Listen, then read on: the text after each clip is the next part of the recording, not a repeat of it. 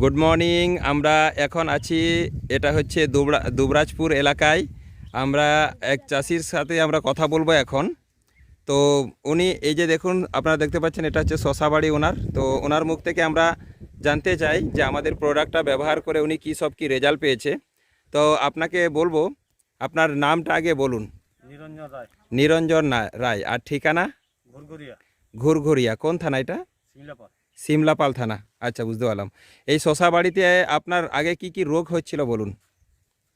না, রোগ বলতে এমনি কিছু রোগ থাকে না, গাছের গ্রোথটা কম ছিল। আমি সেই ওই যে বালি দিয়ে যে অনুখাদ্যটা দিয়েছিলাম, সেটা গাছটার গ্রোথটা হয়েছে, আপনারা দেখতেই পাচ্ছেন পুরো মাচা ভর্তি একদম গাছ, শশা গাছ।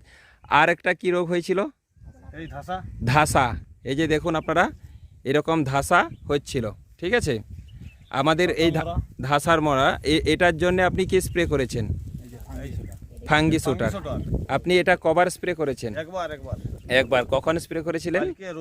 কালকে রোদের সময়। বাহ, আজকে আপনি বুঝতে পারছেন ওষুধের কাজ? হ্যাঁ, কাজ হয়েছে। বাহ, ভালো কাজ হয়েছে, বুঝতে পারলাম।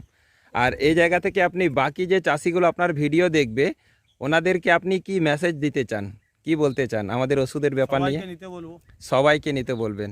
রেজাল্ট